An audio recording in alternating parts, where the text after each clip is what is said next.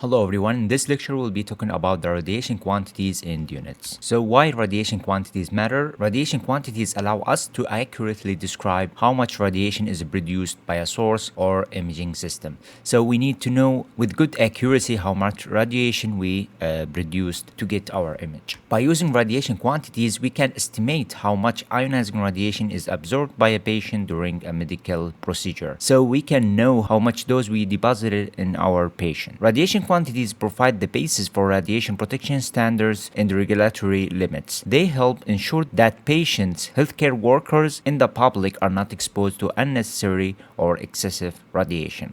From knowing our quantities, we know how to protect the patient, healthcare providers, and public as well. So let's start with the exposure. Exposure describes the amount of ionization produced by X-ray or gamma radiation in air based on the electrical charge released when radiation interacts with air molecules. What do you mean by that? When I say exposure, I mean how much ionization we did in that object or in that detector. Let's see, this is an example. We have a detector that can measure the ionization and the photon as it gets inside this ionization chamber. It will start to produce ionization within this chamber. In this amount of ionization, it's our exposure. And also a reminder regarding the ionization concept, we have the photon or incoming photon to the element, and that element will have an electron orbiting around it. So when we knock out that electron, we did ionization to that element, and therefore we'll be having a positively charged element and a released electron. Ionization is the process where an atom or molecule gains or loses electrons,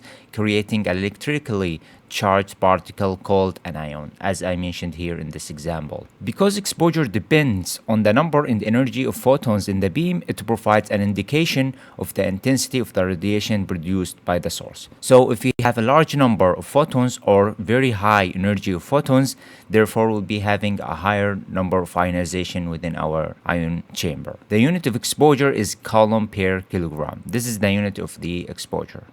Exposure is used less frequently today because it applies only to air and doesn't directly represent the radiation energy absorbed by human tissue, making it less suitable for patient dose assessment. It's easy to measure the exposure because it relies on the ionization within the volume or the air volume, but we don't usually use it because it's not directly representing the dose inside the patient. We always look for the dose that deposited in the patient so we can know the risk, but for the exposure, we don't have that information. Now we will move to another term, which is KERMA. It's kinetic energy released per unit mass. It's the measure of the initial kinetic energy transferred from uncharged ionizing radiation, for example here photons, to charged particles, which can be electrons per unit mass of material. So it's just the kinetic energy that is transferred from photons to electrons, and it's measured in gray or joule per kilogram. Now we'll be moving to absorbed dose. Absorbed dose is the amount of energy deposited by ionizing radiation per unit mass of a material or tissue. It's measured in gray, the same one as we did for the KERMA. It describes the actual energy left in the tissue, which is directly related to biological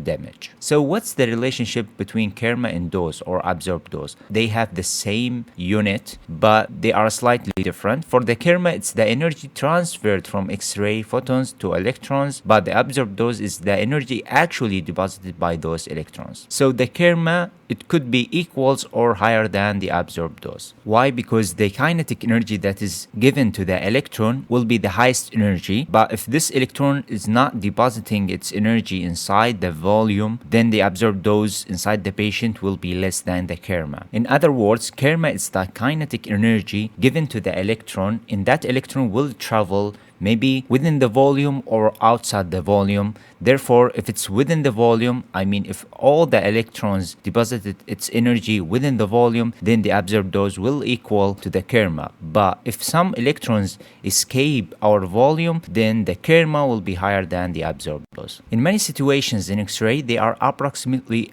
equal at a depth. So when we have a large volume, most likely the Kerma will equal the absorbed dose. And also for the X-ray, the energy is not very high to the point where the electrons can escape our volume. Now we will move to another term, entrance skin dose. It's the measure of the absorbed dose by the skin as it reaches the patient. It's used to assess the risk of skin effects and for patient dose optimization in diagnostic radiology. It includes backscatter and it's measured in gray. What do you mean by backscatter? The backscatter, when the photon will hit the volume inside and go back to the skin again. This is called backscatter. Why we use the entrance skin dose? We use it to assess the risk of skin effects or skin dose to the patient. And it's very easy to measure the entrance skin dose because it's on the surface of the patient. Here we have some examples of different thicknesses of the patient and different entrance skin dose. So first, if you have a thin patient, the entrance skin dose will be less, but as we increase with the thickness, the X-ray tube will try to increase the dose to the patient. Therefore, the entrance skin dose will be higher. Now we'll move to the equivalent dose. It measures the biological effect of specific type of radiation. So this will include the weight of the radiation or the effect of radiation type. The unit is sievert. It's different than the absorbed dose, which is gray, and it will be calculated as follows. The dose or equivalent dose will equals the weighting factor of our radiation times the dose absorbed in the patient. So what's the weighting factors for different radiation or different types of radiation? Here we have the table. We have the X-rays, gamma rays, beta particles, and electrons have a weighting factor of 1. Then we have the protons, which is 2, neutrons depending on energy, and alpha particle, which will be the highest, and it has the weighting factor of 20. So for example, the dose absorbed for the patient is 100 milligray, but he's or she is exposed to alpha particle, which will be times 20. This is the weighting factor of alpha. Then the equivalent dose will be 2000 milligray. But if this patient has the same absorbed dose of 100 milligray, but he or she is exposed to X-ray, then we will multiply by 1, which is the weighting factor of X-ray. Then we'll be having an equivalent dose of 200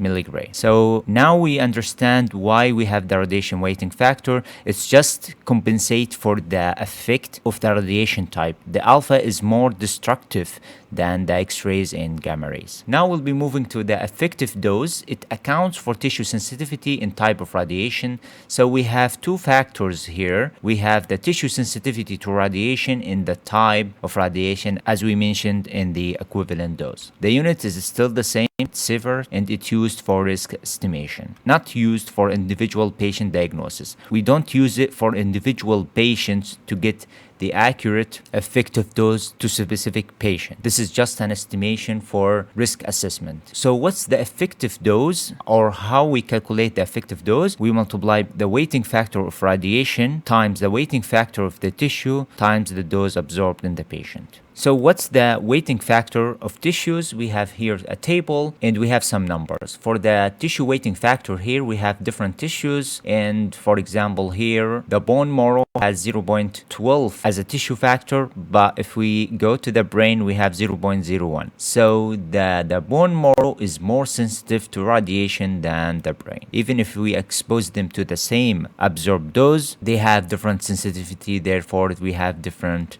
risk. Now let's sum up our quantities that we mentioned in this lecture. So if you want to know how much ionization or charge is produced in air by photon radiation, we use the exposure, which has coulomb per kilogram unit. Then if you want to know how much kinetic energy is transferred from the photons to charged particles per unit mass, then we use Kerma, which is joule per kilogram. But if you want to know how much ionizing radiation dose is delivered to the patient's skin at the point where the beam enters, will be entrance skin dose, and its unit is joule per kilogram. If you want to know how much energy is actually absorbed by unit mass of tissue or material, then we use absorbed dose, and its unit will be joule per kilogram or gray. And if you want to know how biologically damaging is the absorbed dose from a specific type of radiation, then we'll be using equivalent dose. But if you want to add the sensitivity of the tissues, then we'll be using effective dose. And that's it for our today's lecture. I'll see you in the next one.